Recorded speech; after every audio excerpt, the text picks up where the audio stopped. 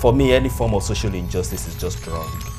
Society should be a place where everybody is equal before the law, irrespective of your positioning, your status, your family, or your background. Anti-gay laws and other forms of discriminatory laws can be very damaging.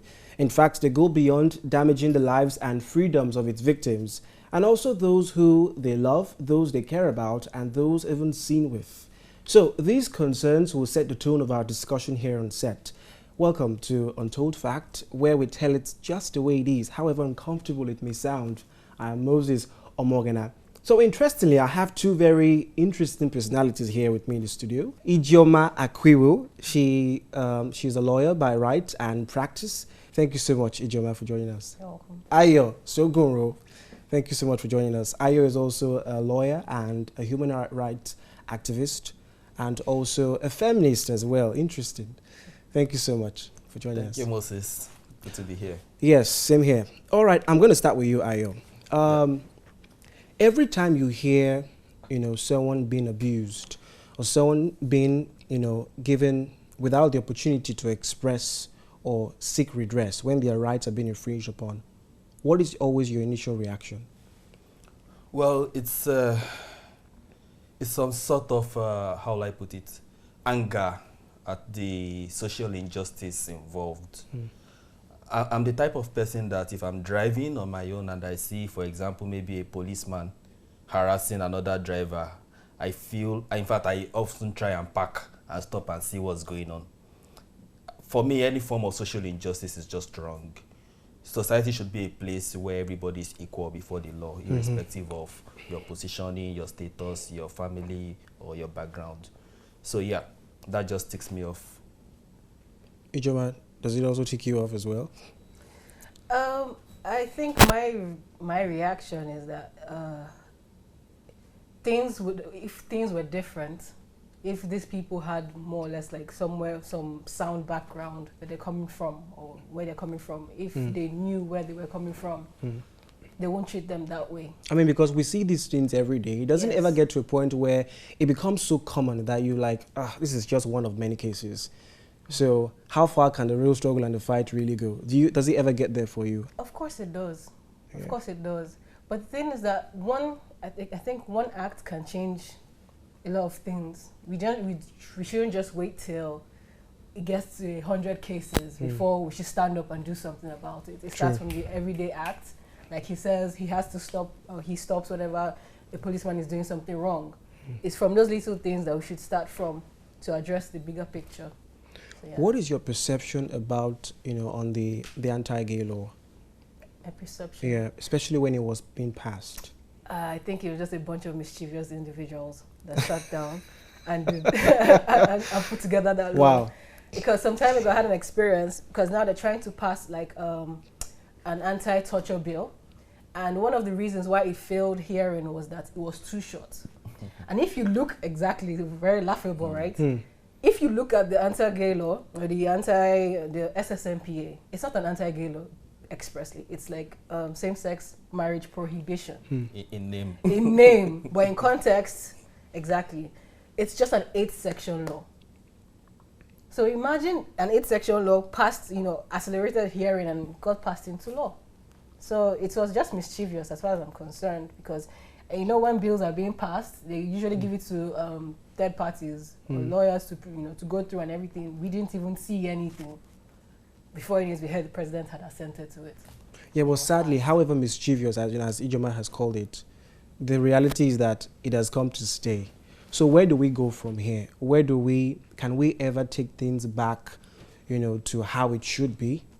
What do you think? Well, I don't know about the reality being that it has come to stay. Okay. It is here right now. Okay. Yeah. So, but again, yeah, it's as funny as the context is, it's actually a very sobering situation. It's unbelievable that in a democracy, a constitutional democracy in the year 2016, would have laws of this type in our constitution, and we are all comfortable with it. Recently, the social media bill that was attempted to be put into law was squashed. Yeah. It has exactly the same principles as the Same-Sex Marriage Prohibition Act, except that they are differing in the categories of people they apply to, but they follow the same pattern. You must not do this. If you do this and we find you, we will punish you with this amount or this number of time in prison.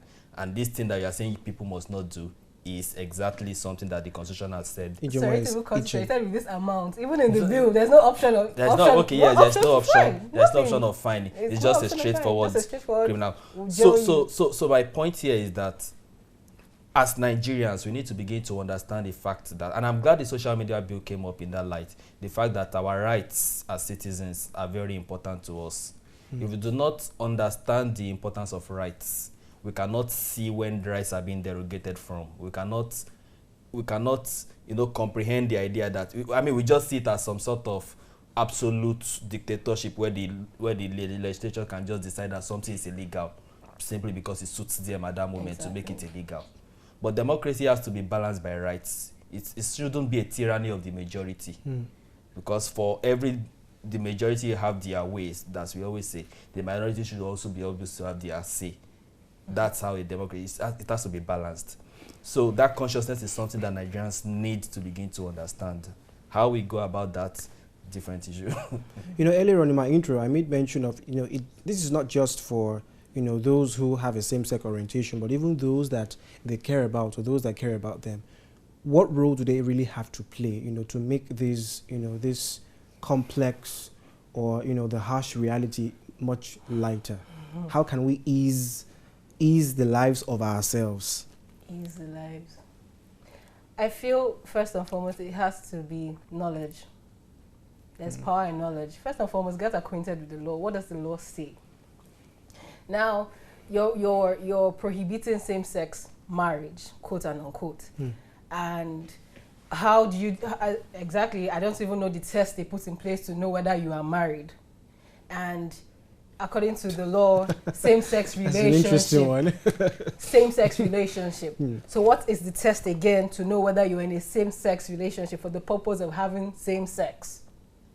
So what are the tests in place to know that, okay, these two individuals we have caught, they were involved in this. That means you have to invade their privacy first and foremost to know these things.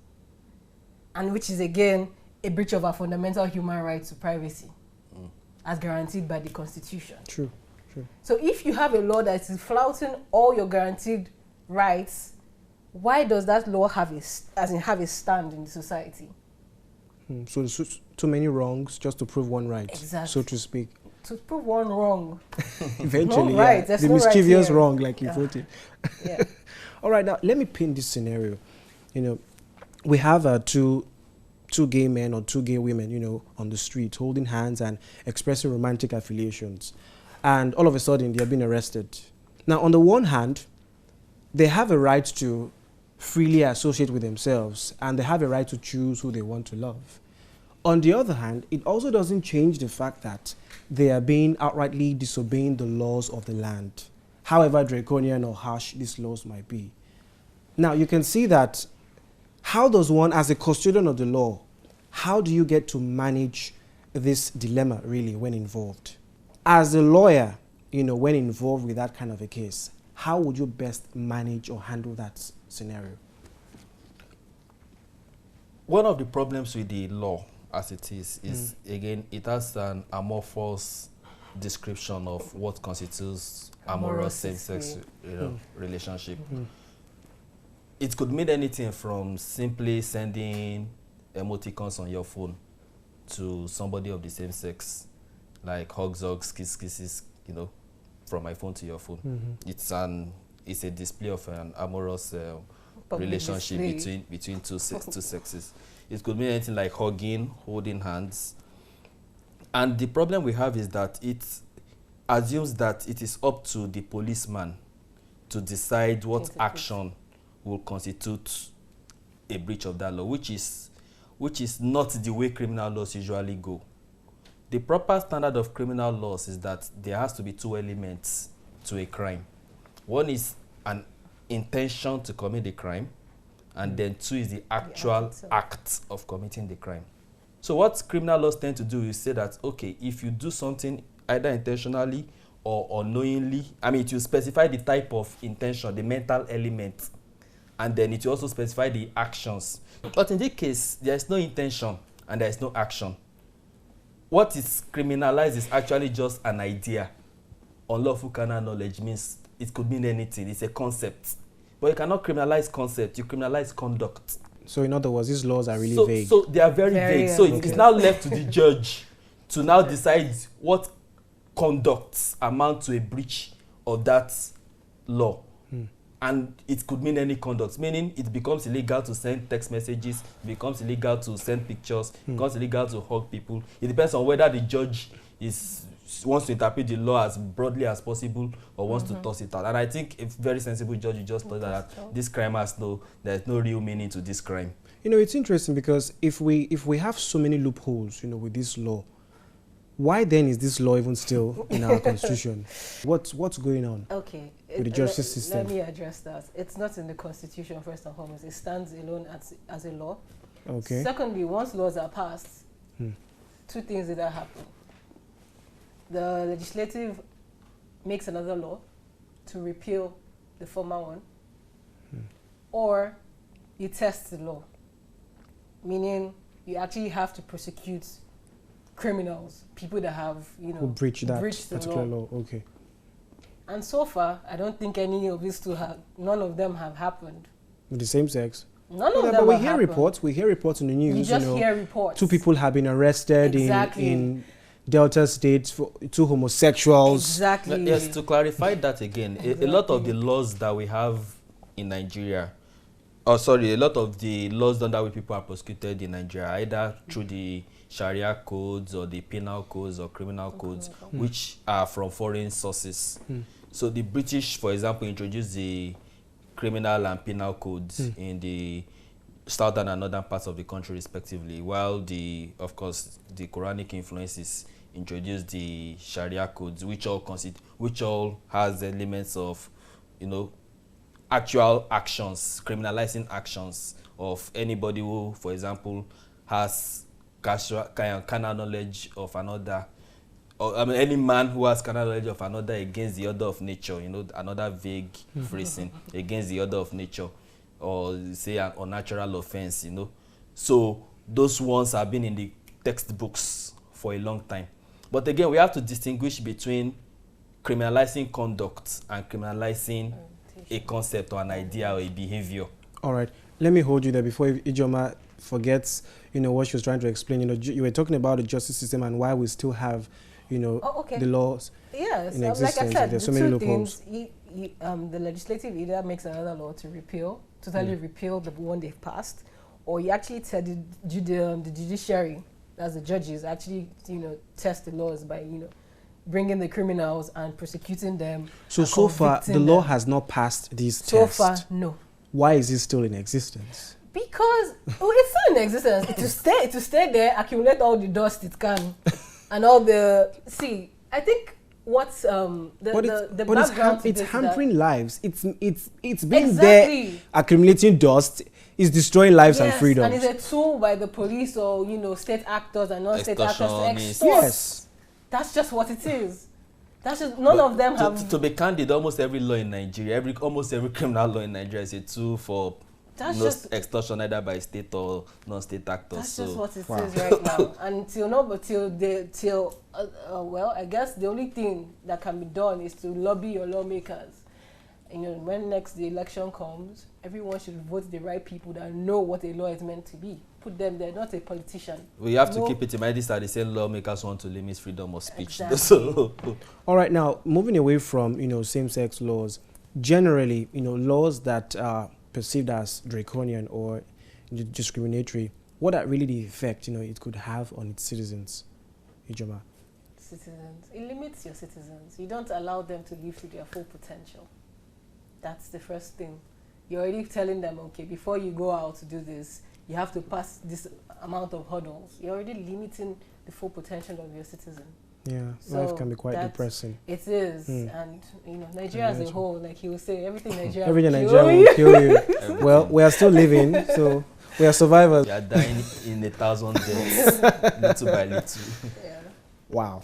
All right, so Ijoma, let me throw this question to you. How do the same-sex laws, affect the economic, progress and productivity of any nation? Nigeria, for instance. Okay. Well, Nigeria right now, we all know, is basically bankrupt, and the little money we have, we should be using it to grow our economy. And if you are having laws in place that are going to be sending the police, for example, on a wild goose chase, you're appropriating money that can be used for other things to be chasing victims and people to victimize. That's basically has it will tell on the economy. So to me, that's a downside to that. Also, limiting the productivity of Nigerians. Well, nobody likes to go out and, keep turning around, check whether he has a target on his back or something. It's if you're limiting yourself, thinking about, oh, somebody is going to invade my privacy, this call I'm receiving, this text I'm sending, it really isn't good for the well-being of a human. There isn't much to be creative about. It's not. So those are the two ways I see it. So he might have something else to add. Basically, that's everything Joma said already. On the one hand, you do not want your police and law enforcement to be using scarce resources to pursue victimless crimes. Have we even finished dealing with armed robbery? Have we finished dealing with the number of murders that go unsolved? Corruption is something criminal, something seriously criminal that we have hardly been able to tackle, and then we tell the police that we have more crimes for you to handle. It makes no sense. We should be looking for a way to decrease the criminal activities the police are handling, not looking for ways to increase it. And these days, pretty much anything can be a crime. Driving on the wrong side of the road, 2 years imprisonment. You don't have fire extinguisher, 6 months imprisonment. I mean, it's an insane mentality, really, for a country whose law enforcement is really overburdened. And on the other hand, too, of course, again, the issue of making people feel uncomfortable enough to be productive. If we should be looking for a country where we are including as much human resources as we can in our productivity, not again saying, okay, if 10% of the society is gay or lesbian or whatever, then let's cut them off. It really makes no sense. Where are we going with all this? We need more hands on deck, not less hands. Wow. So I don't know. It makes no economic sense really to discriminate in any way. All right, so just before we wrap up, final words really from you. What would you say to our lawmakers and to our upcoming leaders who might have an idea? What would you say to them? A lot of this for me has to do with the value we place on Nigerian citizenship. What's the value of being a Nigerian? Is it just that you can go around, hustle, manage yourself and just survive? Or is there something deeper, something much more significant that I can stand and say, this is my country and I'm free to be in this country? What's the difference between a white person who is here, or not even a white person, even a Ghanaian who is here and myself? Can we both stand and can I feel that there is a value to my being a Nigerian? And for every country, every serious country that takes its citizenships as important aspects of its character, its identity, the freedom of the citizen to be who they are within that entity, within that country, is very sacrosanct. From the right to life, to the right to vote and participate in elections, to the right to fair hearing, and of course to the right to some social and economic aspects of well-being, including of course your right to privacy, your right to sexual rights, it's a healthy sexual life and all that. It's all part of these socio-economic rights. And so it is necessary that legislators, the type of legislators we put in position, as Ijoma said earlier, understand that they are not just there to bend laws to their own will or for their own benefit, but to enhance the quality of being a citizen of Nigeria. Ijoma, final words? My final words are lawmakers. I mean, if Buhari were to be sitting here... No, Buhari is not... You have to understand, Buhari is not the person you should be addressing. To be sitting here. You should be addressing your lawmakers. What would you say to them? Allowance and buying cars. Okay, my final words. I think, I know that Nigeria has a peculiar problem. But I feel, to the best of my knowledge, we are the only country that faces the issue of ethnicity and religion. I wish for once, for the sake of humanity, they should set aside sentiments of the religious sentiments everything now is against our religion. Oh, it's immoral. But yet, basic humanity. You know, the thing being to call you a human being is Suffering. missing. Okay. So as long as there's this disconnect between them and the reality on ground, I don't think there will be any change. But, you know, for future's sakes, I feel that, you know, when we vote, myself and we go into power, we'll be able to make the change. But although Ayo doesn't look like someone not who, within this current. you see, political perhaps He's that's a the problem. He's a godfather. Because those who really understand the law that are supposed to change things are not even interested in politics. Nah. So not in politics. You are not interested in this system because, I mean, the available tools nobody can run. But that's a different topic entirely. So yes, we should just try. We should try to do this to make Nigeria a better place. Wow. For everyone. Yeah. All right, thank you so much, Ayo Shogoro. Thank you so much, Ijoma. It's been a pleasure, you know, having you guys. In fact, I feel schooled right now, to be honest. Yes, and yes, thank you for watching the show. It's been Untold Fact, you know, conversations like never heard before.